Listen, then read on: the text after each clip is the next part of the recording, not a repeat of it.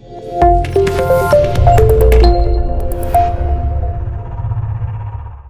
பொன்னான காலையில் உங்கள் எல்லோருக்கும் என் பணிவான வணக்கங்கள்.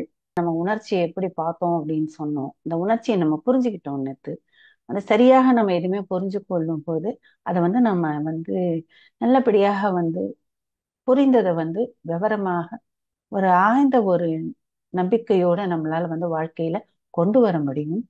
அதாவது நேத்து உணர்வுகளை பார்த்த பத்தி பார்த்தோம். இன்னைக்கு நம்ம பார்க்கக்கூடியது இன்னொரு இம்பார்ட்டன்ட் நமது மனம். மனத்துல எப்படி பரிமாணங்களை கொண்டு வருகிறது. பல வகையான மைண்ட் பவர்ஸ் எல்லாம் நமக்கு இருக்கு. அந்த பவரை எப்படி அதிகமாக இது பண்றது. அதாவது தியானத்தின் மூலமாக நமக்கு எப்படி நமது மன வாழ்க்கையானது மன நலமானது அதிகரிக்கிறது அப்படிங்கிறது இன்னைக்கு நம்ம பார்க்க போறோம். அதாவது நீங்க நினைவு வச்சிங்க, உங்களுக்கு நினைவு இருந்ததுன்னா இந்த 2வது வாரம் ஃபுல்லாவே நம்ம முழு ஆரோக்கியத்தை பத்தி பார்த்தோம். முதல்ல நாள் நம்ம உடலை பத்தி பார்த்தோம், ஸ்ட்ரெஸ்ஸை பத்தி பார்த்தோம், நேத்து உணர்வுகளை பத்தி பார்த்தோம். இன்னைக்கு நம்ம மனதை பத்தி பார்க்கிறோம். ஸோ நம்மளுடைய ஆரோக்கியம் அப்படிங்கிறது உடல் மனம் ரெண்டுமே சேர்ந்த ஒண்ணு. அப்படி இந்த மனம் எப்படி நமக்கு மாறுகிறது.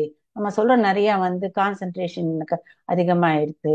நான் இப்ப திரும்பி புக் எடுத்து படிக்க ஆரம்பிக்கிறேன் அப்படின்னலாம் நாமளே இப்ப ஷேரும் பண்ணியிருக்கோம். நமக்கே அது பண்ணணுங்கிற ஒரு இதுவும் உள்ள ஒரு எண்ணம் வருது. எண்ணத்துக்கு அப்புறமா நம்ம அதை ஃபாலோ பண்ண ஆரம்பிக்கிறோம். அப்படி வரும்போது எப்படி இந்த மாற்றங்கள் நமக்கு இந்த தியானம் கொண்டு வருகிறது அப்படிங்கிறத பத்தி இன்னைக்கு கொஞ்சம் பார்க்க போறோம். நமக்கு இந்த தியானம் பல பரிமாணங்களை உருவாக்குகிறது. இந்த பல பரிமாணங்கள் நமக்கு வருது. என்ன வகையான திறன்கள் எல்லாம் நம்ம கத்துக்கிறோம் அப்படி இந்த தியானம் பண்ணும்போதுன்னா, நம்ம முதல்ல ரீடிங் பவர், அதாவது வாசித்தல்.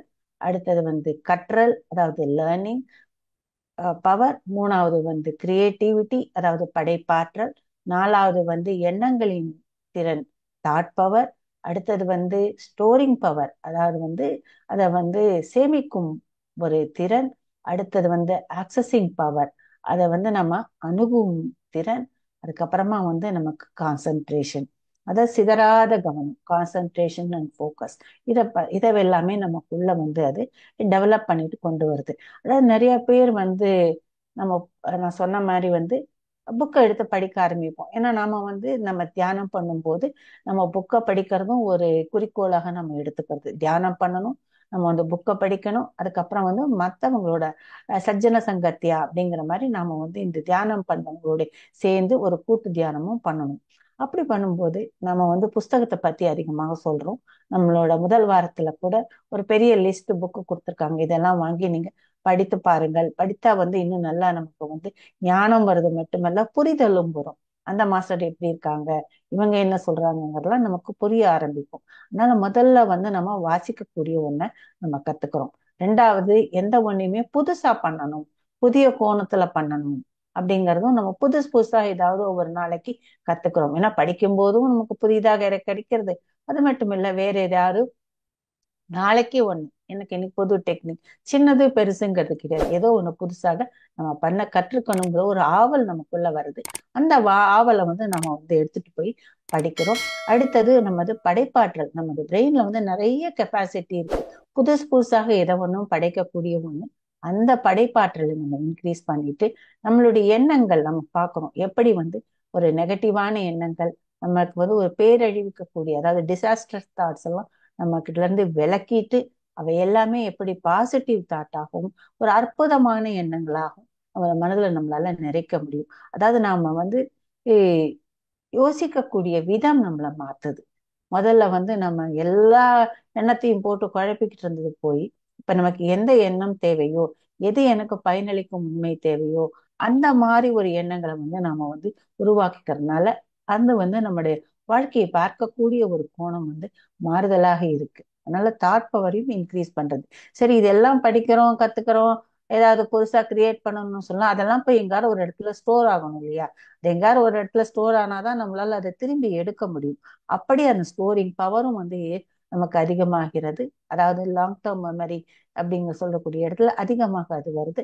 அதுக்கப்புறமா சரி எல்லாத்தையும் சேமிச்சு வச்சுட்டோம், அங்க இருந்து எடுக்கணும் இல்லையா? எந்த சாமான் எந்த நேரத்துல வேணும்னு எடுக்கிற மாதிரி நம்ம வந்து இப்ப கத்துட்டு படிச்சு வச்சதெல்லாமே நமக்கு தேவை இருக்கும்போது அந்த இடத்துல இருந்து ஆக்சஸிங்னு சொல்லுவாங்க, அதை அணுகணும், அதை டக்குன்னு எடுக்கிறது, அந்த எடுக்கிறதுக்கும் இது வந்து நமக்கு வந்து உதவி பண்றது. அது மட்டுமல்ல, கான்சன்ட்ரேஷன் அண்ட் ஃபோக்கஸ், எந்த வேலை பண்ணாலும் நம்மளோட முழு கவனத்தை அதுக்குள்ள கொண்டு போறது. ஏன்னா நம்ம கிட்ட வந்து கவனம் சிதறல் அதிகமாக இருக்கு. நம்ம வந்து இப்ப ஏதாவது ஒரு காரியம் பண்ணிட்டு இருக்கோம், இல்ல ஏதாவது ஒண்ணு கேட்கிறோம் அப்படின்னு சொன்னோம்னா நமது மனம் வந்துக்கு அப்பப்ப எங்க யாரு வந்து நழுவிட்டு போயிட்டு போயிட்டு வருது. அதனால நம்முடைய முழு கவனமும் நமக்குள்ள இருக்கிறது இல்லை. அப்படி இல்லாம இந்த தியானம் நாம எந்த வேலையை செஞ்சாலும் முழு கவனம், அதாவது கவனம், அதாவது அட்டென்ஷன் ஸ்கேட்டர்ட் அப்படின்னு சொல்லுவாங்க, அந்த கான்சன்ட்ரேஷன் வந்து ஸ்கேட்டர் ஆகாம சிதறி போகாம ஒரே இடத்துல கொண்டு வந்து நிக்குது. அதனால முதலாவதாவது நமக்குள்ள 7 வகையான திறன்களை இந்த தியானம் நமக்குள்ள கொண்டு வருது மீன்ஸ் இருக்கிறத வந்து இன்னுமே வந்து அதை அதிகரிக்கிறது. ஏன்னா அதோட தேவை என்ன, எதுக்கு நம்ம இதை வந்து இன்க்ரீஸ் பண்ணணும், எதுக்கு விரிவடைய வைக்கணுங்கிறது வந்து நமக்கு புரிய ஆரம்பிக்கும் போது இந்த மனம் வந்து நமக்கு இந்த எண்ணங்களை எல்லாமே வந்து பல வகையான திறன்கள், கேப்பபிலிட்டிஸ் அப்படின்னு கூட சொல்லலாம், அதெல்லாம் நமக்கு விரிவடைய செய்கிறது. அதுக்கப்புறம் வந்து நமக்குள்ள வந்து என்ன இருக்குன்னா, ஹிப்போ கேம்பஸ் அப்படிங்கிற ஒரு சின்ன ஒரு ஒரு ஒரு பகுதி வந்து நமக்கு மூளையில இருக்கு. இந்த ஹிப்போ கேம்பஸ் அப்படிங்கிறது என்னன்னு கேட்டோம்னா லாங் டேர்ம் மெமரி அப்படின்னு சொல்லுவோம். அதாவது நீண்ட நாளாக நமக்கு இருக்கக்கூடிய நினைவுகள், மெமரிஸை வந்து அதுக்கப்புறம் நம்ம என்ன பண்றோமோ அந்த ஒரு மெமரிஸையும் இதுக்குள்ள வந்து ஸ்டோர் பண்ணிக்குது. அந்த மாதிரி இந்த இந்த ஹிப்போ கேம்பஸ்ல வரோட ஒரு அளவு, அதாவது ஹிப்போ கேம்பஸ்ல நம்ம என்ன வந்து எண்ணங்களை ஸ்டோர் பண்றோமோ, அதாவது என்ன மெமரிஸை நம்ம ஸ்டோர் பண்றோமோ அது வந்து அதிகரிக்கிறது. அதோட கெப்பாசிட்டி அதிகரிக்கிறதுனால நமக்கு வந்து லாங் டேர்ம் மெமரி அதிகமாக ஸ்டோர் ஆகுது. அதனால நாம வந்து அதை வந்து எங்க இருக்கு அப்படின்னு கேட்டீங்கன்னா நம்ம லிம்பிக் பிரெயின்குள்ள ஒரு பகுதியாக இது இருக்கு. இது வரும்போது நமக்கு வந்து சேமிக்கும் திறன், அப்புறம் வந்து அணுகுமுறை, அதாவது ஸ்டோரிங் அண்ட் ஆக்சஸிங் பவர், ரெண்டுமே இது வந்து அதிகரிக்கிறது. நமக்கு அடுத்தது வந்து பெருமூளையை பத்தி நம்ம பார்க்க போறோம். இந்த பெருமூளை அப்படிங்கிறது வந்து அதுக்குள்ள வந்து கிரே மேட்டர் அப்படின்னு சொல்லுவாங்க. அந்த பெருமூளையோட மேல வந்து ஒரு புறணின்னு சொல்லக்கூடிய இருக்கும். அந்த புறணியில வந்து தடிப்புகள் அதிகமாக்கிறது நம்ம தியானம் பண்ணும்போது. அப்படி தியானம் பண்ணும்போது அந்த கிரே மேட்டர் அப்படிங்கிறோட வந்து தடிமனாகி அது கொஞ்சம் திக்னஸ் பெருகிறதுனால நமக்கு கவனம் பண்றது, வாசித்தல், கற்கும் திறன், இவை எல்லாமே அதிகரிக்கிறது. நம்ம மூளையை பத்தி பார்த்தோம்னா அது பெரிய கம்ப்யூட்டர் மாதிரி அதுல இருக்கக்கூடிய பார்ட் பார்ட்டா நம்ம பார்க்க போனோம்னா நம்மளால வந்து அதை புரிஞ்சு எப்படி பண்றதுங்கிறதுக்கே நமக்கு இந்த வாழ்க்கை போராது. அந்த அளவுக்கு நமக்குள்ள வந்து அவ்வளோ ஒரு பார்ட்ஸ் இருக்கு. அந்த பார்ட்ஸ் எல்லாமே வந்து ஒன்னோட ஒண்ணு அழகா ஒரு ஒற்றுமையாக வேலை செய்யும் போதுதான் நமது பிரெயினோட ஃபுல் கெப்பாசிட்டி நமக்கு வெளியே வருது. அந்த மாதிரி இந்த ஃபுல் கெப்பாசிட்டி பிரெயின் வரத்துக்கு நமக்கு இந்த தியானம் வந்து ஹெல்ப் பண்றது மட்டும் இல்ல, நமக்கு ஏத்த மாதிரி நம்ம மனதும் வந்து இதை பண்ணு அதை பண்ணு அதை பண்ணு இப்படி பண்ணலாம் அப்படிங்கிறத டைரக்ஷன்ஸ் வந்து நல்ல ஒரு பாசிட்டிவான வேலை கொடுக்க ஆரம்பிக்குது. இப்ப நமக்கு வந்து எல்லாருக்குமே தெரியும் நமக்குள்ள வந்து 2 வகை பிரெயின் இருக்கு. அதாவது 2 பக்கமாக பிரெயின் இருக்கு. ஹெமிஸ்பியர்ஸ் அப்படின்னு சொல்லலாம். ஒண்ணு வந்து லெஃப்ட் பிரெயின், இன்னொன்னு வந்து ரைட் பிரெயின். 2 பிரெயினையும் நமக்கு இருக்கு. இந்த லெஃப்ட் பிரெயின் வந்து நமக்கு வந்து தர்க்க ரீதியான சிந்தனை, அப்புறம் வந்து பகுப்பாய்வு, பகுப்பு ஆய்வு செய்தல், அதாவது அனலிட்டிக்கலா நம்ம எதையும் யோசிக்கக்கூடிய ஒண்ணு. அதுக்கப்புறம் மொழி, அதாவது எந்த லாங்குவேஜ் வேணா இருக்கலாம். ஒருத்தர் 5 லாங்குவேஜ் பேசுவாங்க, 10 லாங்குவேஜ் கூட பேசுவாங்க. மொழிகளோட இது. அடுத்தது கணக்கு. நம்ம இது எல்லாமே வந்து லெஃப்ட் சைடு பிரெயின் வந்து ஹேண்டில் பண்ணுது. அதே மாதிரி ரைட் சைடு பிரெயினை பார்த்தோம்னா நமக்கு வந்து இமேஜினேஷன், கற்பனை, அதுக்கப்புறம் வந்து கிரியேட்டிவிட்டி, படைப்பாற்றல், அப்புறம் வந்து இன்ட்யூஷன் போர்டினுடைய உள் உணர்வு, அப்புறம் வந்து நம்ம எதையுமே காட்சிப்படுத்துறது, விஷுவலைசேஷன், இதெல்லாமே நமக்கு வந்து ரைட் சைடு பிரெயின்ல வந்து நடக்கக்கூடிய ஒரு வேலைகள். நாம வந்து தினசரி வாழ்க்கை பண்ணும்போது நம்ம அதிகமாக லெஃப்ட் சைடு பிரெயினை தான் யூஸ் பண்றோம். ஏன்னா நமக்கு நார்மலா அதுதானே வேண்டி இருக்கு. நம்ம ஏதாவது ஒண்ணு சொன்னோம்னா அது சரியா தப்பா, பண்ணலாமா வேண்டாமா, இப்படி இருக்குமாங்கிறது யோசிக்கக்கூடிய ஒரு நிலை நமக்கு இருக்கு. ஆராய்ச்சி பண்ணி நம்ம அதை வந்து பண்றோம். ரெண்டாவது மொழி, பேசுறதுக்கு நமக்கு தேவை. அப்புறம் கணக்கு போடுறோம். இந்த மாதிரி வந்து தினசரி வாழ்க்கைக்கு நமக்கு என்ன தோணுதோ அதெல்லாம் வந்து லெஃப்ட் சைட் பிரெயின்ல அதிகமாக இருக்கிறதுனால நாம வந்து அதிகமாக லெஃப்ட் சைட் பிரெயினை யூஸ் பண்றோம். ரைட் சைட் பிரெயினை நம்ம வந்து கொஞ்சம் குறைச்சலா யூஸ் பண்றோம்.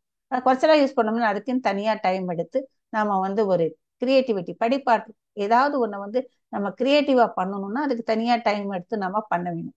அதனாலயோ என்னவோ தெரியல, நமக்கு வந்து ரைட் சைடு பிரெயினை லெஃப்ட் சைடு பிரெயினை கம்பேர் பண்ணும்போது கொஞ்சம் குறைச்சலாக நாம வந்து யூஸ் பண்றோம். ஆனா இந்த ரெண்டு பிரெயினுக்கும் நெடுவுல ஒரு பகுதி இருக்கு, கார்பஸ் கொலாசம் அப்படிங்கிறது. ஒரு தண்டு மாதிரி இருக்கும் அது. அந்த ஒரு கீரைத்தண்டு மாதிரி இருக்குன்னு வச்சுக்கலாம். நம்ம அதுல சின்ன பீஸ் கட் பண்ணோம்னா இவ்வளவு இருக்கும். இந்த மாதிரி இருக்கும். நம்ம தினமும் தியானம் செய்து கொண்டு வரும்போது அந்த அந்த அந்த கார்பஸ் கொலாசம்களோட பகுதி வந்து அதிகமாகிறது. அது தடிமன் வந்து அதிகமாகிறது. அதோட திக்னஸ் வந்து அதிகரிக்கிறது. அப்படி திக்னஸ் அதிகரிக்கும் போது என்ன ஆகுது, நாளடைவுல பார்த்தோம்னா நம்ம லெஃப்ட் பிரெயின் ரைட் பிரெயின் ரெண்டுமே வந்து நம்ம வந்து அதிகமாக யூஸ் பண்றோம். அதாவது சமமாக கூட நம்ம யூஸ் பண்றோம் அப்படின்னு சொல்லலாம். நமக்கு வந்து அதோட நமக்கே தெரியாம வந்து நம்ம அதை யூஸ் பண்ண ஆரம்பிக்கிறோம். ஏன்னா வந்து இப்ப நம்ம தியானத்துல உட்காடுறோம், ஒரு மேனிஃபெஸ்டேஷன் பண்றோம். மேனிஃபெஸ்டேஷன் பண்ணும்போது நம்ம விஷுவலைஸ் பண்றோம், நிறைய கற்பனைகள் பண்றோம். இப்படி எல்லாம் அதோட ஒரு படைப்பாற்றல் தன்மையை வந்து நம்ம வந்து அதை தட்டி விட்டுறோம். அதனால left side brain right side brain ரெண்டுமே வந்து சமமாக நம்ம வந்து வாழ்க்கையில வந்து யூஸ் பண்ண ஆரம்பிக்கிறோம். நமது பிரெயின்ல பார்த்தோம்னா நியூரான்ஸ் அப்படிங்கிற பிரெயின் செல்ஸ் நிறைய இருக்கு. அதாவது 80ல இருந்து ஒரு 100 பில்லியன் வரைக்கும் இந்த பிரெயின் செல்ஸ் இருக்கு. இந்த பிரெயின் செல்ஸ் வந்து ஒன்றோடு ஒன்று இணைந்து இணைந்து இணைந்து இது வந்து ஒரு நரம்பு பாதை மாதிரி வந்து நமக்கு கொண்டு போறது. அதாவது நம்ம ஏதாவது ஒன்று புதுசா கத்துக்கிறோம், நம்ம ஏதாவது ஒன்று புதுசாக பண்ணுகிறோம் அப்படிங்கும்போது இந்த நியூரான்ஸ் எல்லாமே வந்து ஒன்னோடு சேர்ந்து ஒரு நியூரல் பாத் அப்படின்னு சொல்லுவோம், நரம்பியல் பாதை ஒன்று உருவாக்குது. நம்ம எவ்வளவு தடவை அதை படிச்சு படிச்சு படிச்சு நம்ம நினைவு பண்றோமோ அவ்வளோக்கு அவ்வளவு அந்த நியூரல் பாத்தோட தடிமன் வந்து வந்து அதிகரிச்சுக்கிட்டே போகுது.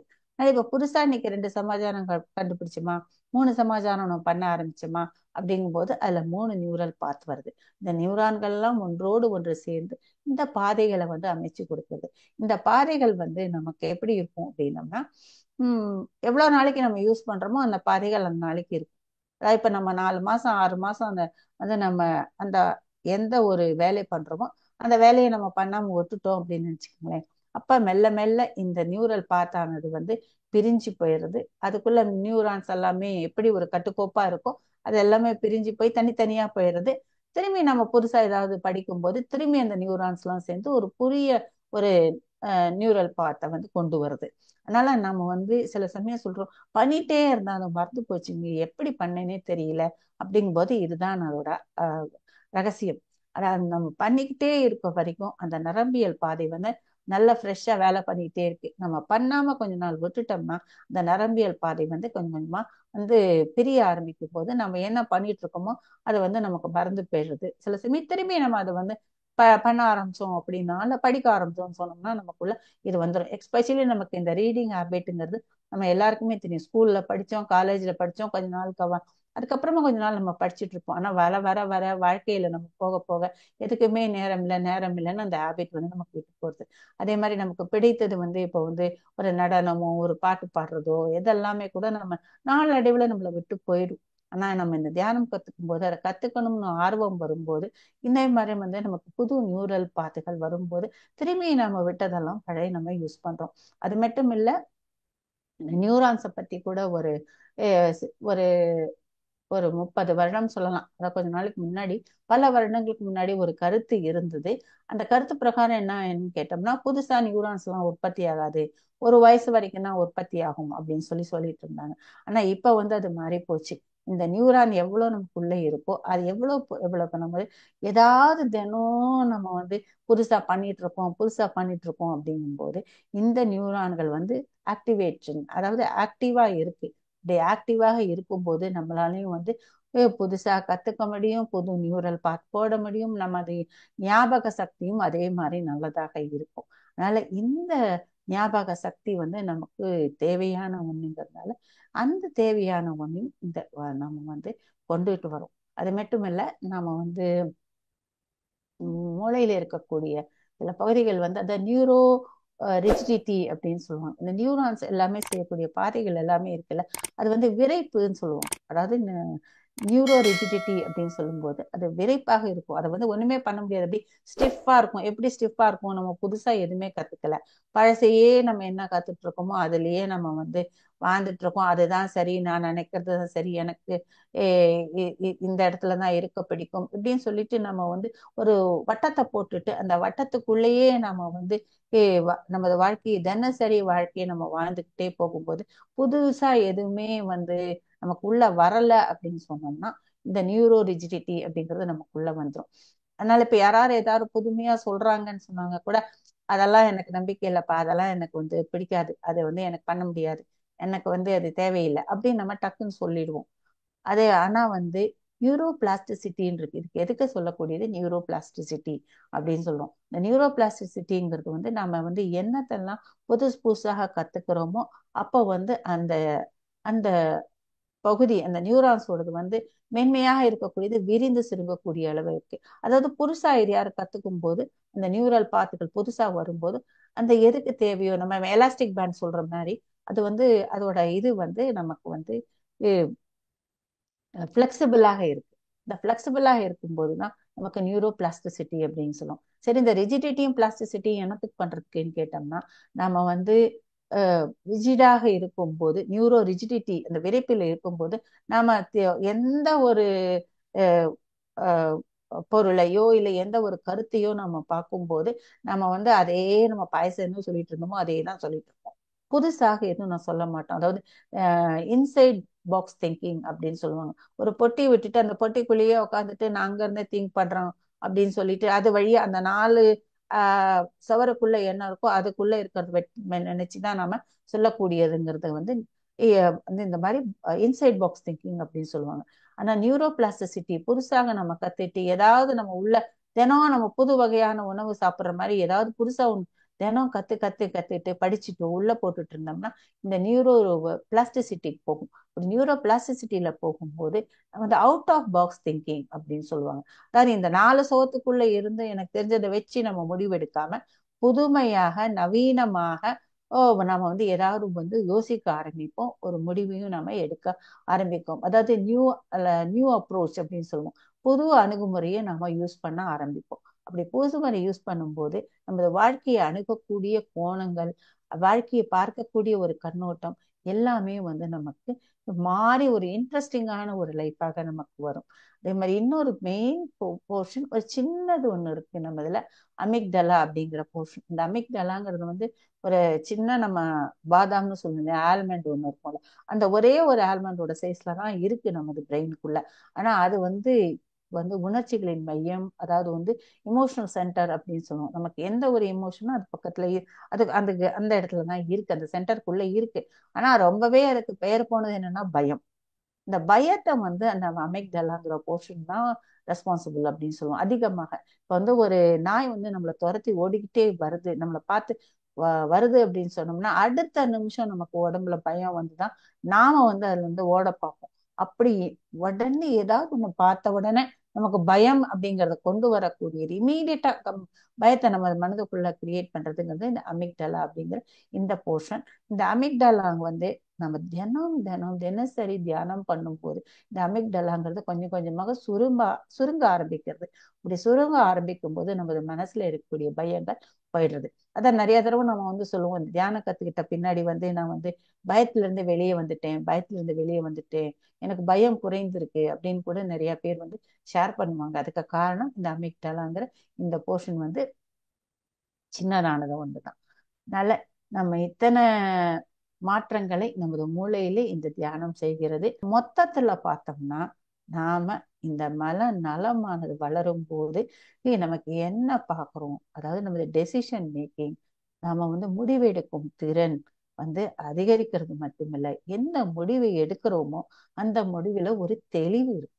எப்பவுமே நமக்கு கிளாரிட்டிங்கிறது ரொம்ப இம்பார்ட்டன்ட். அந்த தெளிவோட நம்ம வந்து ஒரு முடிவை எடுக்கிறோம் நாம.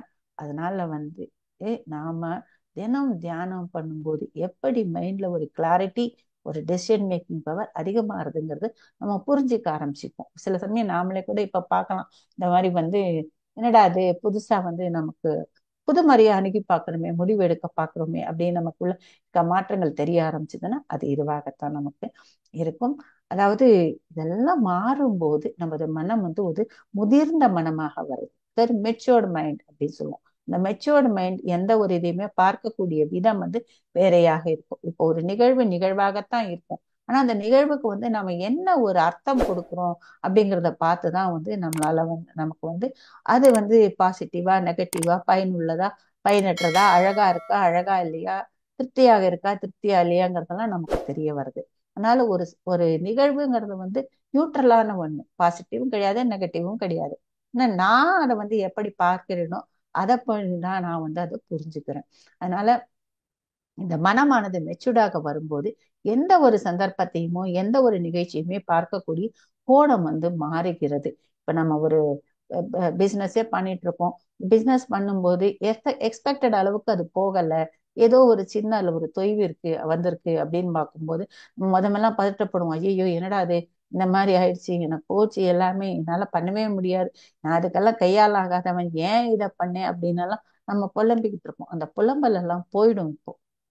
இந்த முதிர்ந்த மனம் மாறும்போது இந்த இந்த மாதிரி ஒரு பேனிக்கா நம்ம சொல்றதெல்லாம் போயிட்டு என்ன பண்ணுவோம், ஓகே இந்த மாதிரி தொய்வு வந்திருக்கா, சரி ஏன் இந்த தொய்வு வந்தது, எப்படி இதை நான் வந்து நிவர்த்தி பண்ணலாம், இதுக்கு என்ன வகையாக நான் தீர்வு காணலாம் அப்படிங்கறது நம்ம முதல்ல காமா மைண்டை வச்சுட்டு யோசிக்க ஆரம்பிப்போம். ரெண்டாவது, சரி இப்ப வந்துடுது, முதல்ல இதை நான் அக்செப்ட் பண்ணிக்கிறேன், இல்ல இந்த தொய்வு வந்திருக்கு, இல்ல வந்து இந்த டவுன் வந்திருக்கு, இந்த டவுனை வந்து நான் அக்செப்ட் பண்ணிட்டு எப்படி இதுல இருந்து வெளியே வர்றது, அதற்கான பயிற்சிகளை நாம எடுக்க ஆரம்பிப்போம். இதுக்கு முன்னாடி யார் இந்த மாதிரி ஜெயிச்சிருக்காங்க, எப்படி வெளியே வந்திருக்காங்க, அதை எல்லாமே நம்ம யோசிக்க ஆரம்பிச்சு அது வழியாக நம்ம போவோம். அது மட்டும் இல்ல, நமக்கே தெரியாத ஏதோ ஒரு கண்ணுக்கு தெரியாத ஒரு சக்தி, அதாவது இன்விசிபிள் ஃபோர்ஸ் அப்படிங்கிற ஒரு ஃபோர்ஸ் என் கூட இருக்கு. அதாவது இந்த பிரபஞ்ச சக்தி கண்டிப்பாக நம்ம சுத்தி இருக்கு. ஆனா அந்த சுத்தி இருக்கக்கூடிய அந்த சக்தி, பிரபஞ்ச சக்தியை நம்ம உணரணும்னா நம்ம தியானத்துல போய் அதோட கனெக்ட் ஆகும் போதுதான் நமக்கு வந்து வெளியவும் அந்த பிரபஞ்ச சக்தி நம்மளுக்கு சூழ்ந்திருக்குங்கிறத நாம வந்து புரிஞ்சுக்க ஆரம்பிக்கும் போது அந்த ஒரு பிரபஞ்ச சக்தியின் கூட இருக்கு. ஆனா அது என்ன வழி நடத்தும், எதுவாக இருந்தாலும் எனக்கு ஒரு வழிகாட்டி எனக்கு எங்க கொண்டு போகணுமோ அங்க கொண்டு போகுங்கிற ஒரு நம்பிக்கை அதுகிட்ட வந்து, அந்த நம்பிக்கை மட்டுமில்ல அதுகிட்ட நம்ம சரணடைகிறதுக்கு தயாராகும். அதாவது இது இருக்கு என்னை பார்த்துக்கும், சரண்டர் பண்றேன் நான் என்னோட இதை அப்படிங்கிற வந்து நம்பிக்கை நமக்கு உள்ள வரும். அந்த நம்பிக்கை வந்து இது ரொம்ப ரொம்ப வாழ்க்கையில தேவையான ஒரு நம்பிக்கை. ஒரு இன்விசிபிள் ஃபோர்ஸ் மேல நம்ம வந்து ட்ரஸ்ட் வச்சுக்கிட்டு போறது. என்னாலே கிரியேட் பண்ண முடியும், நானே வந்து ஃபுல்லா எனர்ஜியா தான் இருக்கேன், இந்த எனர்ஜியால கிரியேட் பண்ண முடியாதது எது, அதனால கண்டிப்பாக இந்த எனர்ஜி இருக்கிறதுனால நான் என்னால என்னுடைய சவால்கள் எல்லாம் நான் நல்லபடியாக வந்து எடுத்துட்டு போய் அதற்கு வந்து ஒரு முடிவை, நல்ல ஒரு முடிவை கொண்டு வர முடியும் அப்படிங்கிற ஒரு தைரியம் மனசுக்குள்ள வரும். அதனால மனம் மாற்றம், மன நலம், மன வளம்ங்கிறது வந்து இந்த நம்ம தியானம் தினமும் பண்ணும்போது நமக்குள்ள வருகிறது. அதனால உடலும் ஆரோக்கியமா இருக்கு, பேலன்ஸா இருக்கு, மைண்டும் பேலன்ஸா இருக்கு, உணர்வுகளும் பேலன்ஸாக இருக்கும்போது நம்ம மொத்தமாக ஒரு ஆரோக்கிய நிலையிலே நாம இருக்கிறோம். அதனால மூளையில எத்தனை ஒரு மாற்றங்கள் பாருங்க. நாம வந்து இந்த தியானம் பண்ணும்போது நம்ம கண்ணை மூடிட்டு ஜஸ்ட் ஒரு மூச்சை பார்க்கறோம். அந்த மூச்சை பார்க்கக்கூடிய போது எத்தனை வகையான மாறுதல் நமக்குள்ள நடத்தி நம்மளை வந்து எப்படி ஒரு உருமாற்றத்துக்கு கொண்டு வர்றது இந்த தியானம் அப்படிங்கிறத நம்ம புரிஞ்சுக்கிட்டோம்னா தினம் நம்ம தியானம் வந்து பண்ணுவோம்.